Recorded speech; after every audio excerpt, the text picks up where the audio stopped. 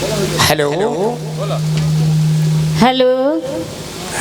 रोज रोज video calling बतियावे लो, हम चाहत नहीं कि दिन तारा से मिल। का कहतनी मिलल चाहतनी? हाँ गंगा कसम कोनो बहाना लेके गंगा जी नहाए खातिर बहाना ले लो। ना हम ना आ पाइब। काहे?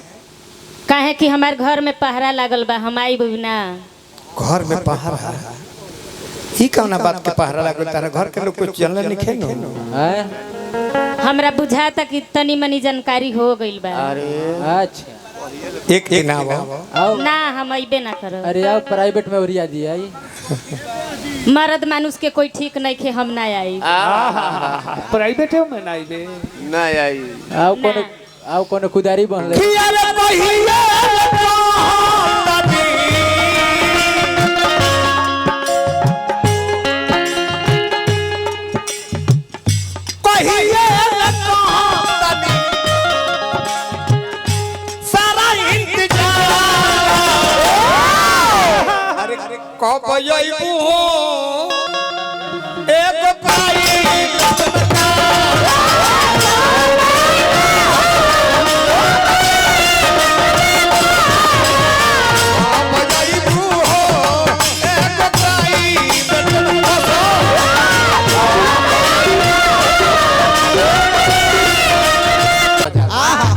हमरा कहे के भाबा कि हरे राम राम हरे कहलो के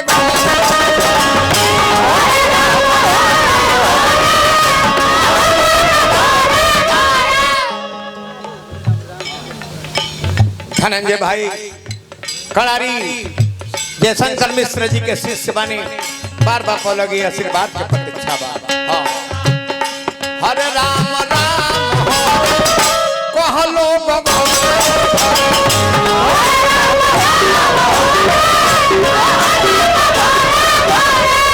हरे राम राम हरे कहलो घरे घरे घरे जमुना सीताराम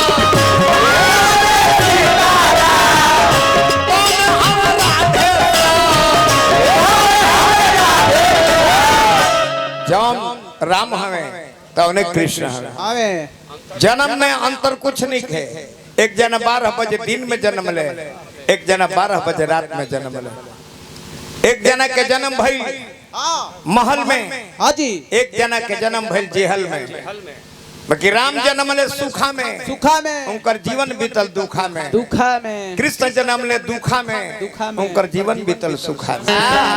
यही से कने है कि जौने सीताराम तौने हम राधे श्याम, अयंतर न कवनो भरा कहलो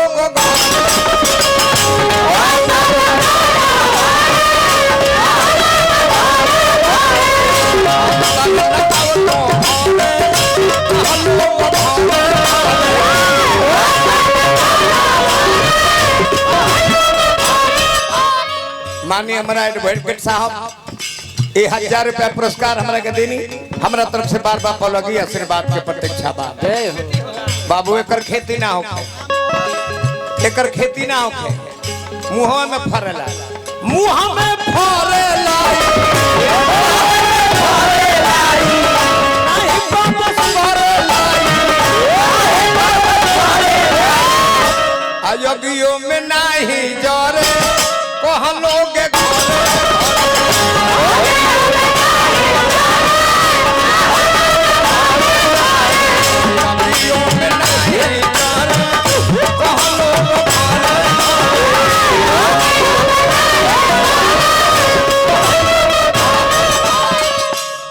हम सुनावता नहीं जाना घर भोजपुरी में कोनो गीतिए न रहने से। हाँ जी।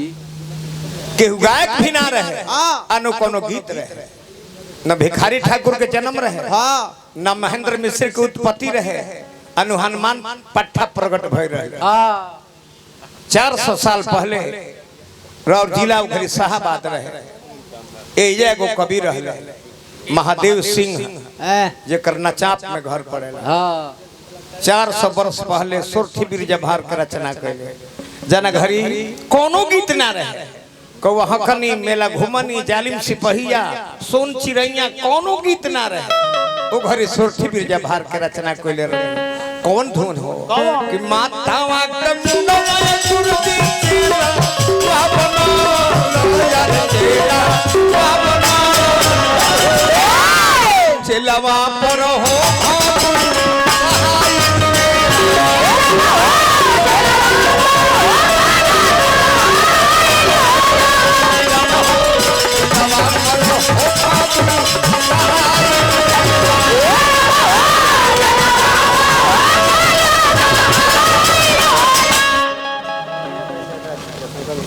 हमरा भाई धनंजय बाबू नेताजी जयशंकर बाबा के शिष्य बानी कड़ारी से फिर पुरस्कार देनी बार बार नमस्कार बा राम भोज राम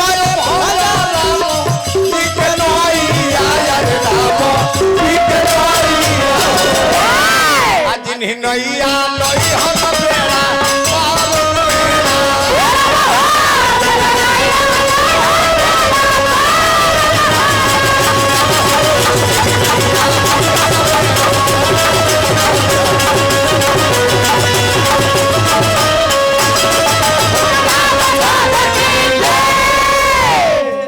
वाह बहुत ही सुंदर प्रस्तुति बहुत ही सुंदर